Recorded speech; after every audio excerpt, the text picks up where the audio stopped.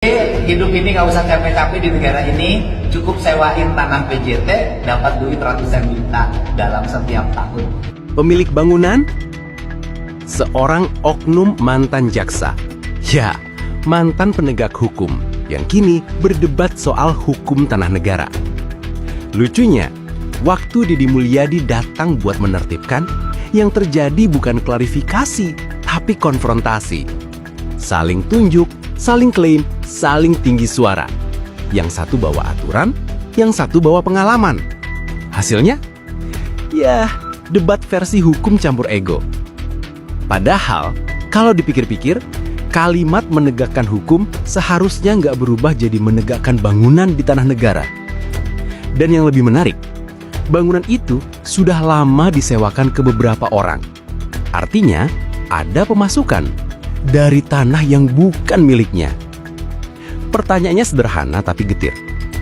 Kalau rakyat biasa yang bangun di tanah negara, biasanya langsung digusur.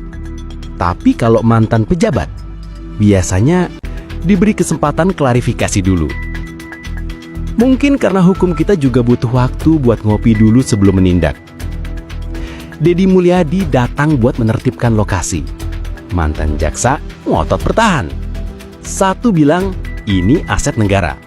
Yang lain bilang, saya udah di sini lama. Iya, tapi lama bukan berarti legal. Begitulah, kadang hukum di negeri ini kayak sinetron sore. Semua merasa jadi tokoh utama. Padahal, di atas semua drama itu, tanah negara cuma pengen satu hal. Dipakai sesuai aturan, bukan sesuai ego. Dari studio satir penuh empati, saya, narator yang gak punya tanah tapi masih punya logika, pamit. Ingat ya, hukum itu bukan properti pribadi. Jadi kalau masih ngotot nempatin tanah negara, ya siap-siap digusur, bukan disanjung. Hukum ini sungguh sangat miris sekali ya guys. Sepertinya ia ini adalah sosok mantan jaksa, tapi ia tidak tahu aturan negara. Dan saat ini hal itulah yang memang terjadi di Kabupaten Karawang ketika Gubernur Jawa Barat Kang Deddy Mulyadi menertibkan bangunan liar, namun ada salah seorang bapak-bapak yang menolak jika bangunan dibongkar. Alasannya bapak-bapak tersebut menolak bangunannya dibongkar karena ia merupakan penyewa bangunan tersebut. Ternyata bapak-bapak ini pemilik bangunan liar tersebut, bahkan tidak hanya satu, bapak-bapak ini juga memiliki beberapa bangunan liar lainnya yang ada dalam bentuk ruko dan itu disewakan kepada orang lain dengan harga yang cukup lebih fantastik. Bahkan tembusan puluhan juta per bulannya guys. Hal itu merupakan terungkap ketika Kang Deddy Mulyadi mewawancarai salah satu penyewa bangunan liar yang berada di Karawangan ini. Nah, menurut informasi guys, juga bahwasanya bapak-bapak ini merupakan mantan seorang jaksa. Video perdebatan antara Gubernur dan Gubernur Jawa Barat Kang Deddy Mulyadi dengan bapak-bapak ini sempat viral di media sosial sehingga mengundang perdebatan dari warganet. Alasan bapak-bapak ini menolak bangunan dibongkar oleh pemerintah karena tidak ada pemberitahuan terlebih dahulu. Apakah memang benar demikian? Untuk informasi selengkapnya, mari kita simak videonya sampai tuntas dan kita juga di sini akan segera mengetahui tentang bagaimanakah alasan dari bapak-bapak ini terkait menolak adanya penggusuran bangunan-bangunan liar yang akan diadakan ataupun akan segera dilaksanakan oleh Gubernur Jawa Barat dan juga Pemprov Jabar lainnya. Mari kita simak videonya berikut ini guys. Ini saya kemarin mau ngobrol dikit. Ngobrol apa? Nih proses pembongkaran kontrakan. Gimana perasaannya setelah ini di belakangnya dirubuhkan? Pertama saya datang, saya kaget sekali. Sampai keringetan gitu. Saya dari pagi. Aduh. Di kamar nih Pak Ustaz dan bisa. Ini semua barang-barang yang di belakang dikedepanin ya? Iya, benar. Dibongkar belakangnya. Pagi-pagi ya dibongkarnya? Pagi. Nggak ada informasi ya? Aduh, gimana perasaannya teh? Gak usah ditanya lah ya mbak, masih sedih doang. Happy travel. Ratu Penyet. Coba kan sini. Coba biasanya bagaimana? Saya kaget.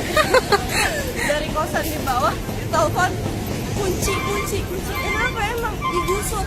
Waduh. Saya belum make up belum apa langsung balik ke sini. Cece.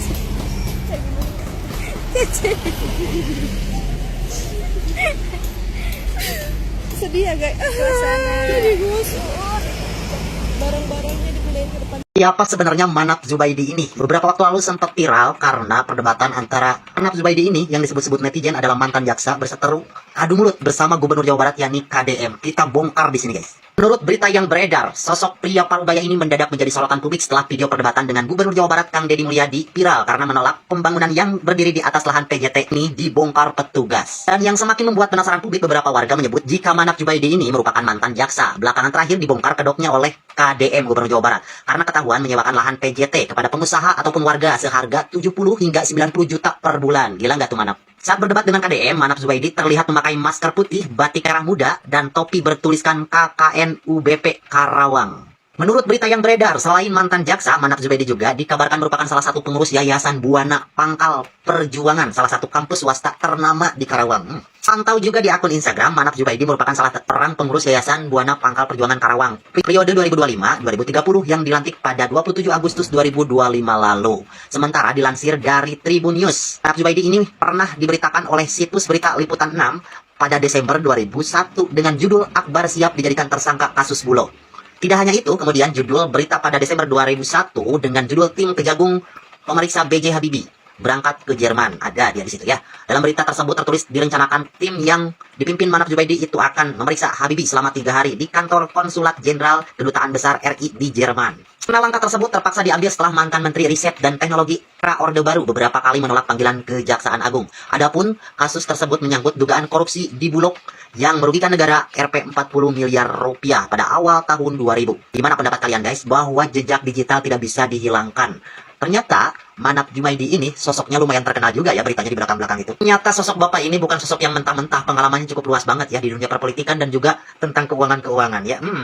Cukup jago juga bapak ini ya. Siap. Yang datang siapa yang datang? Yang lain aja udah habis semua, Pak. Oh, siap mendampingi. Ini saya udah siapin tim pengacara 20 orang untuk mendampingin. Saya ini hari ini ingin orang Karawang tidak kebanjiran. Kemudian sawah kembali fungsinya menjadi sawah. Nah, sekarang orang Karawang kebanjiran, kemudian sawah di sini aja 20 hektar tidak berfungsi karena aliran sungainya tidak ngalir, apa harus dibiarkan? Persoalan orang ada yang mengklaim itu adalah tanah milik pribadi, milik ahli waris. Ya sudah aja nanti di pengadilan saja. Artinya siap mendampingi. Oh, siap. Begini, ada itu. Ayo stop bola. Stop handphone kabar sebar. Agung Podomoro di mana saha? Pengusaha Dung. Kenapa, Pak? Punten pamirsa. Assalamualaikum warahmatullahi taala wabarakatuh. Hey. Ternyata orang yang kemarin mendebat sengit. Kalau kemarin laut disertifikatkan, sekarang sungai disertifikat. Baju bodas, ikut Sunda bodas. Gimana caranya? Coba dipikirkan secara logika. Kita bisa bantu nggak bebasin ini? Bisa. Ya udah di 2026 aja dibebasin. Ya. Pemilik yayasannya siapa? Bu, kenapa bangunnya sampai di tengah sungai? Itu masih dalam sertifikat. Iya, tapi kan ada aturannya. Andai kata pun itu tanahnya tanah pribadi, sepadan sungai kan nggak boleh dibangun. Nah, itu yang apa sih? Mungkin kami kurang paham. IMB-nya ada? Ada. Kok bisa IMB-nya ngasih izin? Ada. Kan harusnya nggak boleh. Izin? Ya, gimana? Jadi untuk bangunan ini memang dari kronologis awalnya ya Pak Gubernur ya. Jadi kami memperoleh tanah itu memang dari awalnya sudah seperti itu. Luas tanahnya ketika beralih kepada kami itu juga tidak ada perubahan. Iya. Jadi adapun sekarang mungkin geser itu karena abrasi dari kondisi ya, tapi alamnya. yang kesananya jadi korban. Kan kalau banjir airnya ke sana. Di bangunan menjadi menonjol itu karena bangunan ibu kan tidak kena abrasi. Tapi tanah yang di samping bangunan yang tidak ada bangunannya kena abrasi. Jadi ya itu sekarang jadi bangunannya kelihatan di tengah. Iya. Gitu loh, Bu. Iya. Apa yang kita lakukan Pemprov, Pemda, desa kan bukan kepentingan kita. Betul. Karena kan Karawang tuh langganan banjir. Betul. Kenapa Karawang langganan banjir? Karena kan daerah resapan airnya sudah nggak ada habis. Betul. oleh industri, oleh bangunan, sungainya menyempit. Nah, kita memang hari ini ingin menormalisasi Sungai Bekasi, Kerawang, Langganan lah ya, yang daerah ini dulu mau saya rapikan. Ya paling nanti adalah kita negosiasi. Negosiasi itu artinya kalau bangunannya geser atau pindah, apa yang mesti dilakukan? Kalau ini kan layasan pendidikan, kita pun tidak akan membiarkan ya. Itu kami sih berharap ya, karena ini bangunan ini masih dipakai, gitu ya, anak-anak masih tinggal di situ, itu asrama tahfiz, jadi ada kelas khusus tahfiz gitu ya. Guru-guru juga ada yang tinggal di situ. Harapan kami, harapan awal kami gitu ya. Kami masih bisa menggunakan bangunan itu dengan aman. Tapi tadi dengan kebijakan-kebijakan itu, ya kita juga kami kooperatif lah. Cuma solusinya seperti apa? Ya solusinya gini, karena ini kan pertama kalau sudah bersertifikat mau tidak mau kan harus pembebasan. Artinya pemerintah provinsi atau BPWS Kementerian PU harus membebaskan. Kalau yang sudah bersertifikat karena ketentuannya begitu, Bu. Nah kemudian ya bangunannya diganti. Solusinya ya paling nanti kalau sudah dibebasin nanti geser aja. Kita bikin mesnya tidak di sepadan sungai.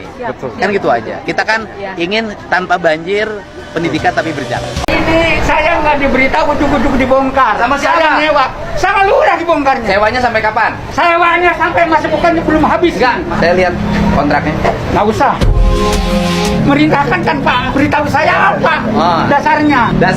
Dasarnya adalah ini ada saluran air. Iya, saya ngerti. Harusnya karena saya nyewa harus diberitahu dong. Yang memberitahukannya harusnya PJT Pak, bukan saya Pak.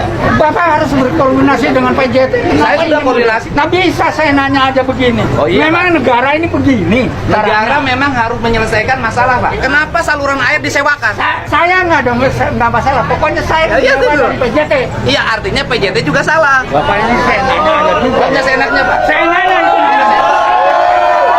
Kalau banjir saya tahu kalau banjir, tapi ini kan nggak pernah banjir. Oh, nggak pernah banjir. Jadi Bapak pengen banjir. Dengerin. Bapak di sini nggak banjir, di sana banjir Pak. Lah iya, tapi kan caranya di sana kan. Kalau di sana dibuka, di sini harus dibuka. Tahu kalau di sini caranya nggak begini. Saya nyewa di sini. Ya nanti komplainnya PJT aja. Ini negara Pak. Saya juga negara. Saya harus dilindungi oleh negara. Saya juga melindungi rakyat. Negara mana? Lo lindungi rakyat dari banjir. Nah, saya nggak dilindungi. Banjir.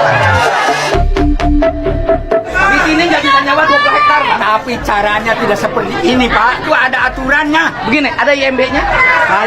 Saya ada IMB saya nanya. IMB memang tidak dipindahin oleh. Oh ya berarti saya udah minta IMB-nya tapi berarti oleh Pemda tidak dikeluarkan bangunannya melanggar. Nah, nggak masalah. Bapak boleh saya menerima hal kalau itu memang ini dipergunakan.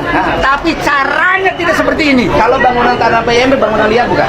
Loh, tapi kan bangunan liar dia bangun di atas. Ini ada besi saya, milik saya. Loh, boleh milik saya. Milik saya yang di besi. Kenapa ini sampai tidak ada? Iya saya ganti.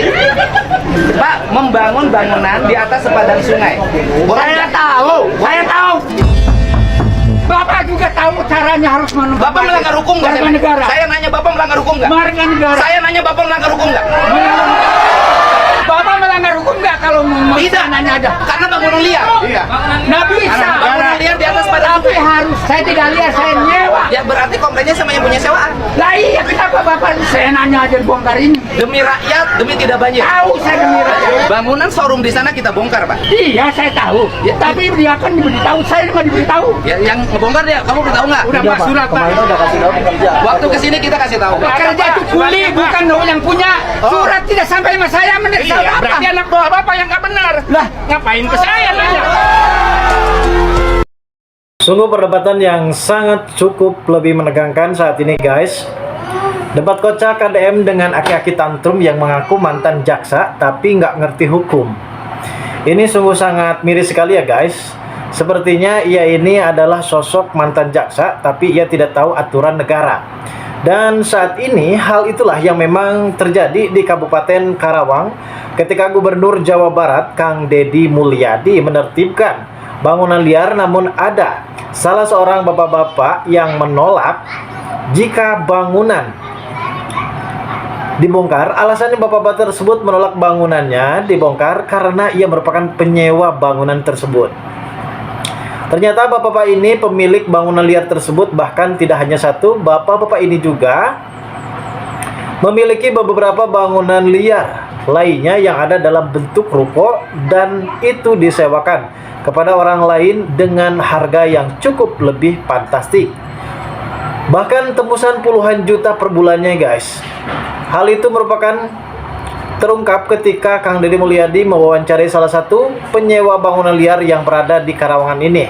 Nah, menurut informasi, guys, juga bahwasanya bapak-bapak ini merupakan mantan seorang jaksa. Video perdebatan antara Gubernur dan Gubernur Jawa Barat Kang Deddy Mulyadi dengan bapak-bapak ini sempat viral di media sosial sehingga mengundang perdebatan dari warganet. Alasan bapak-bapak ini menolak bangunan dibongkar oleh pemerintah karena tidak ada pemberitahuan terlebih dahulu. Apakah memang benar demikian? Untuk informasi selengkapnya, mari kita simak videonya sampai tuntas dan kita juga di sini akan segera mengetahui tentang bagaimanakah alasan dari bapak-bapak ini terkait menolak adanya pengurusan bangunan-bangunan liar yang akan diadakan ataupun akan segera dilaksanakan oleh Gubernur Jawa Barat dan juga Pemprov Jabar lainnya. Mari kita simak videonya berikut ini, guys. Saya kan ngecek, Pak, tanah bapak itu satu ruko saja sama orang yang nyewa ke PJT itu setahunnya hampir 400 juta satu ruko, Pak. Ya, Pak. Ini yang Pak Haji kemarin marah-marah saja, satu rukonya, satu warungnya 90 juta per tahun, dia 5 tahun kontrak. Yang satu lagi 90 juta per tahun dan bangunannya sudah hampir 15 tahun berdiri. Artinya dari orang yang marah kemarin ke saya aja itu bisa dapat dalam 15 tahun 5 miliar. Nah itu kan, ini kan tanah negara itu. Gitu Pak. Baik.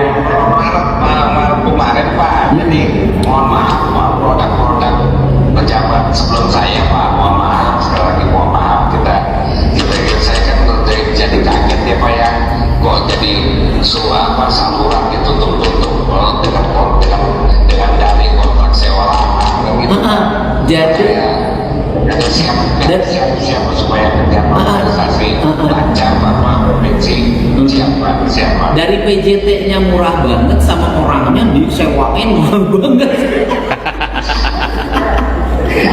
Bayangin Pak, orang bisa dengan dirut aja gajinya masih gede yang kemarin marah-marah itu.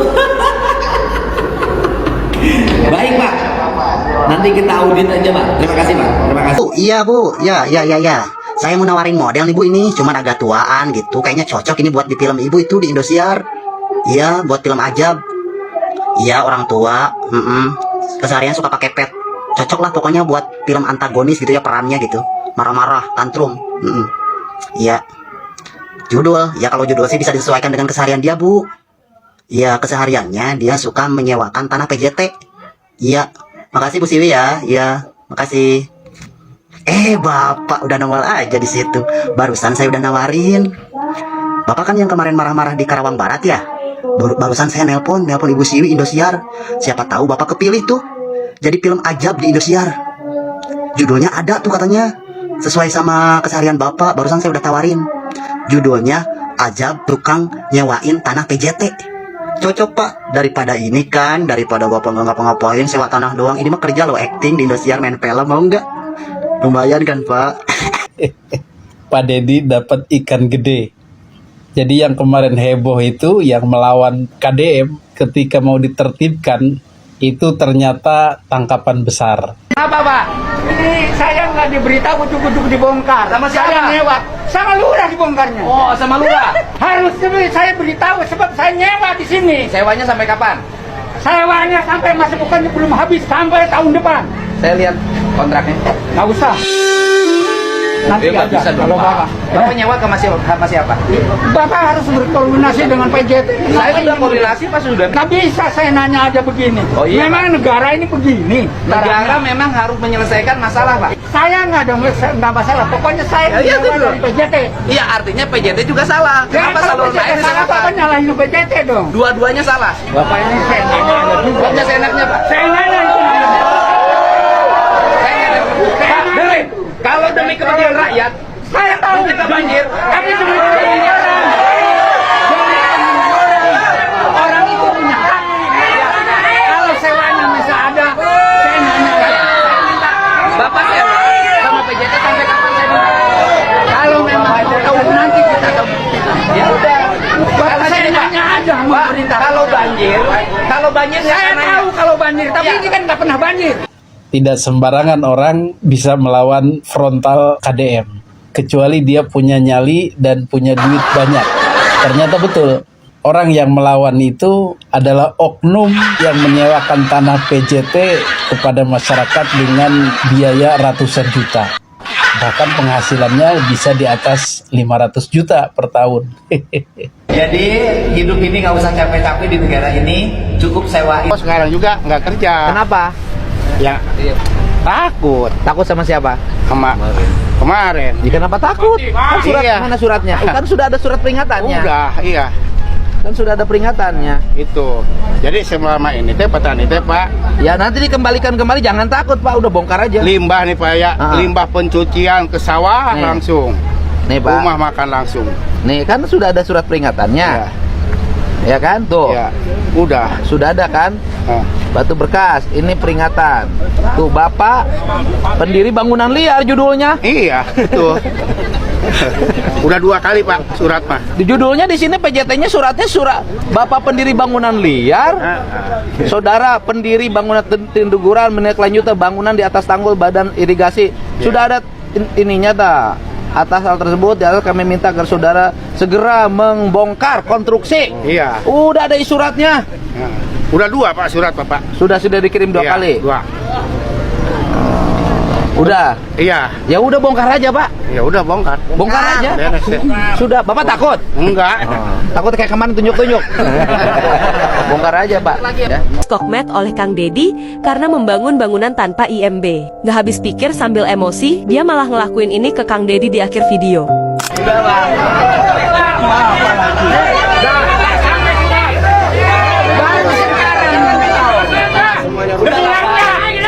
Ini aja. Sekarang kan harus menyadari kalau salah tuh nyadari gitu.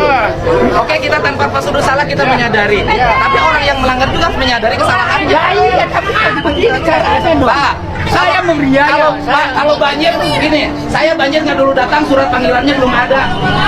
Kan banjir datang juga banjir. Namanya alasan yang benar. Pak, ketika banjir masyarakat, Bapak juga nggak ada sumbangsi ke masyarakat. Benar nggak? Kan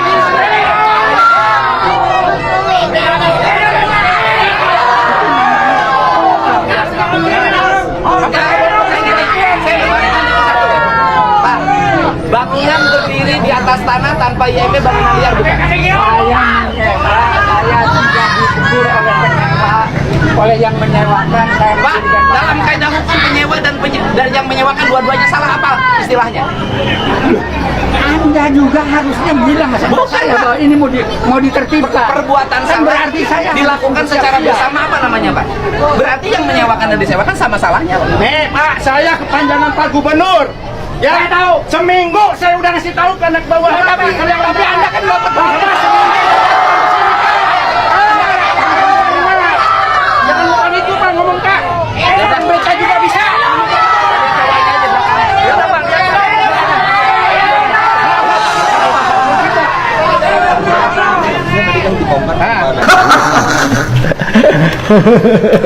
Motor sampah Pak Gub. Iya. Siap Pak Gub. Harus bersih. Kemarin kita sudah belajar sama Banyumas Pak Gub. Oke. Saya pas tahun pertama jadi bupati 2024 awal kita kerja ngelihat kesana ke Banyumas, terus sehingga waktu itu alhamdulillah dapat edukasi dari Banyumas. Nah bahkan dari Kementerian KLHK juga menyampaikan waktu itu seperti itu, rekomendasinya suruh ke Banyumas. Karena di situ di Banyumas itu dilihat bahwa TPS itu bagus, terus juga gitu ngelihat bahwa nanti itu KSM, kelompok swadaya masyarakat itu justru akan dipergunakan, akan tentunya akan menjadikan pendapatan.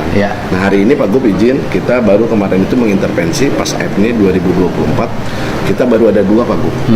Satu di Cirejat daerah Jatisari, satu di Karawang Barat Pak Gub. Nah ini satu mesinnya itu kemarin kita anggaran kurang lebih sekitar 4 miliar. Ternyata anu amek-amekan kamari teh nya debat jeung Bapak aing, Bapak Gubernur Jawa Barat Kang Deddy Mulyadi. Aki-aki gini anu minimung sesalaman acan. Eta teh ternyata Haji Manap Jubaidi. Mafia tanah jadol. Palingan polontong si kurang ajar teh. Si eta teh aki-aki nurus tunjung. Anu nyewa-nyewakeun tanah teh jelema. Eta teh sejadoh teh. Mafia tanah sakali deui ku aing. Mafia tanah mantan jaksa. Mafia tanah. 4 bulan Pak. Tapi kan kalau nggak dikerjain masyarakat yang kena banjir. Nah itu ya. Ya Pak. Bentar Pak, ajak dulu Pak. Ayo Pak. Siapa? Yang kerjain BBWN. Katanya belum jalan. Kenapa? Kenapa belum jalan? Siap. Siap Pak. Siap. Salam. Gimana? Ya. Kenapa Pak? Ini saya nggak diberitahu, ujuk-ujuk dibongkar. Sama siapa? Saya nyewa. Sama lurah dibongkarnya. Oh, sama lurah. Wah, lurah memang sama saya disuruh untuk. Lah iya, tapi kan caranya nggak begini Pak. Harusnya bagaimana? Harusnya saya beritahu sebab saya nyewa di sini. Sewanya sampai kapan? Sewanya sampai masa bukannya belum habis. Enggak, habisnya sewanya kapan? Sampai tahun depan. Saya lihat kontraknya. Nggak usah.